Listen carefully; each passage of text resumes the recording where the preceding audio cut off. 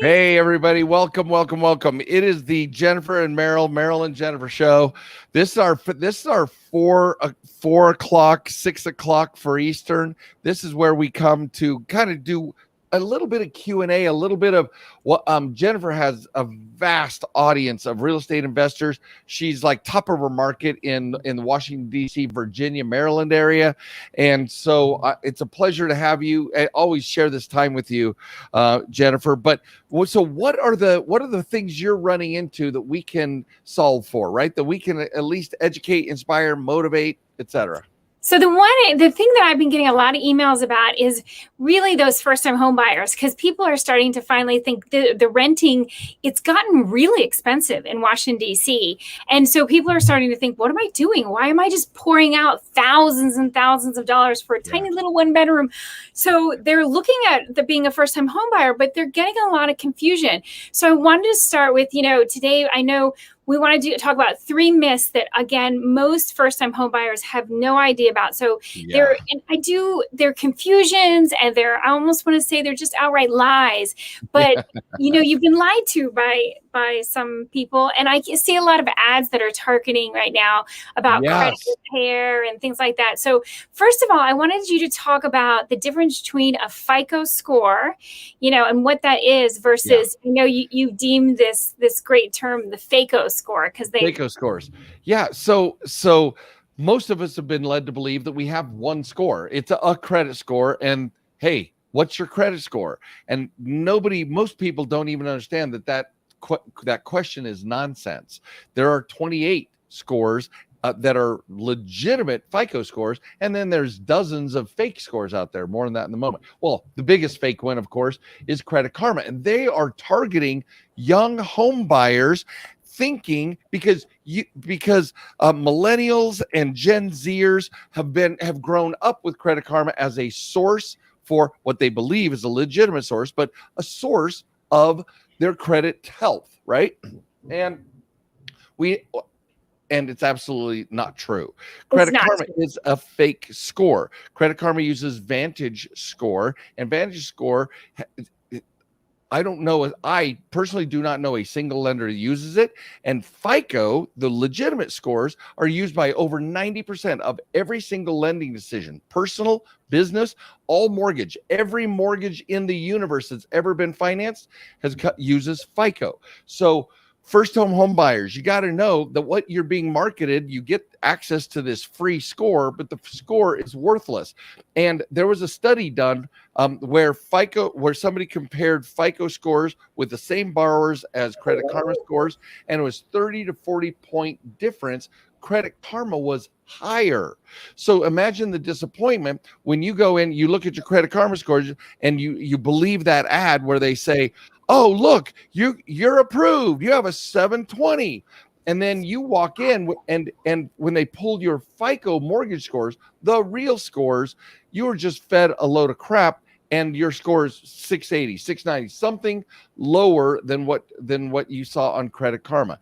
That is a disheartening, heartbreaking thing, because as most of us know, the best loan financing for homes is a middle score of at least 740. So if we think we have a 740 and we find out we don't, Jennifer, it's just no bueno. It's so frustrating too, especially for people who are brand new and they don't understand the difference between that fake score, that's not going to be relevant to the mortgage lenders. And again, when you get in there, I think that so often people feel very betrayed. They feel like they've been lied to, and you have been straight up. You've been lied to by Credit Karma. I will shout that from the tops. It's not okay. Marketing. Not okay. There has to be truth in advertising somewhere, you guys. Anyway, so what's our next? So make sure that you see the FICO registered trademark. If it doesn't have a FICO registered trademark on your score, it is not a FICO score. Right. And so let's talk about the difference between the FICO score and then a loan approval. Yes. So those okay. are 2 very different things, right? Yeah. All right. So myth number 2 is that your score matters in mortgage lending. All right, so let me unpack this a little bit because it's true and not true. First of all, your score is used after you've been approved to then determine what your rate is going to be, what your interest rate is going to be, what your term is going to be, and what your what the amount of the loan, what you pre-qualify for if you have the wisdom to go get pre-qualified before you go home shopping. But the bottom line, you guys, is that your score is used after you're approved. They look at your profile, they look at 40 borrower behaviors, and then they score those borrower behaviors and put it into their underwriting software, and that's when they approve you. Then your score, if you only have a 720, you're going to have a higher rate, but they approved you, but you have a higher rate. If you have a 680, they will have approved you, but you have a higher rate still.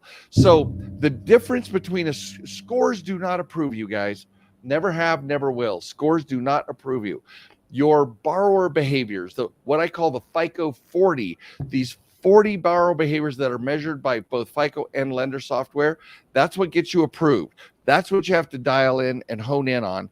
And then after that, you go to, then your score will determine what your rates and terms and amounts are. And so we don't run out of time. I want to talk about the third one, which is the difference between credit repair, because I see Lexington Law and, of course, Credit Karma and so many of these ones just talking about, oh, we can credit repair, we can credit repair this, credit repair that. And I think it's so important to understand the difference between credit repair and credit optimization, which, again, is another word that you have coined so much. So that is really, really important distinction for us to make, because think of it this way, you guys.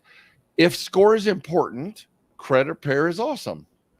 But we just said score doesn't matter. Scores don't get you approved. I co-founded Lexington Law Firm. I was one of the original co-founders in 1992. And guess what? I left because they don't make you fundable. They don't put you into the house. They may help your score some, but your score doesn't approve you. Your borrower behaviors approve you.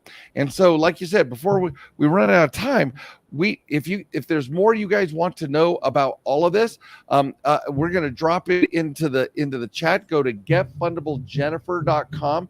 I've got all kinds of resources, materials, and even a boot camp that's available. Getfundablejennifer.com, because you need to know what's actually being counted against you, what's being counted for you. Your score determines how much you're going to pay, not whether or not they're going to approve you. So we love the fact that you guys are here. You're listening. Like, follow, share, get the word out there, guys, that you're being deceived, and they are relying on your ignorance. I don't mean to call you ignorant, but they're relying on your ignorance because we're not taught the truth.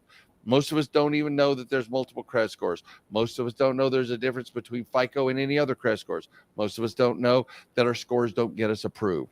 So I'm glad we were able to cover those today. Jennifer. Sometimes it feels so cynical, but you think about it. If you don't even if you get through and you do have, you don't understand how they're playing the game, then guess what? They get to charge you more money. Yeah, they do. Right? Absolutely. If you don't, if you've done any of it wrong, they don't mind still funding you at a 680 credit score. It's just you're going to pay a whole lot more, to the tunes of hundreds of thousands of dollars over the life of a loan. It could be tens of thousands of dollars over the first 5 years of a loan. So we got to know why we're doing what we're doing, you guys. We have to understand the rules of this game, play these rules to the best of our ability. But when you know it, it's easy, right? When you know it, it's easy. Once you know it, it's like second nature, and it becomes really fun. And it also becomes fun to play the game. But when you're always losing because you don't even know why you're losing. Yeah. That's the thing I think that's so frustrating, is so often I hear from someone, they got denied, or again, they're getting this really weird, like they might have 3 scores and one of them's really low, and there's so much confusion out there and they don't know how to get to it. So obviously solve it. I highly recommend going to the boot camp. When's your next boot camp? Oh, thank you. It's July 9th and 10th, Friday and Saturday. GetFundableJennifer.com. You can see all the dates, time, places. It's simulcast, so you can watch it in the privacy of your own underwear. And no one will notice. So, but come and join us, and we will share with you all of these things that will help you prepare to become a first-time home buyer.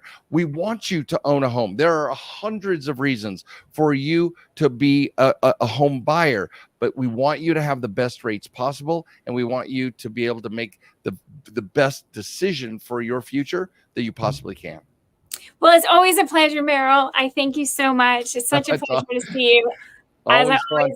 You guys and you have a beautiful day, beautiful weekend. I'm going to see you on Saturday. Saturday, you're going to be with me Saturday for an hour. Yeah.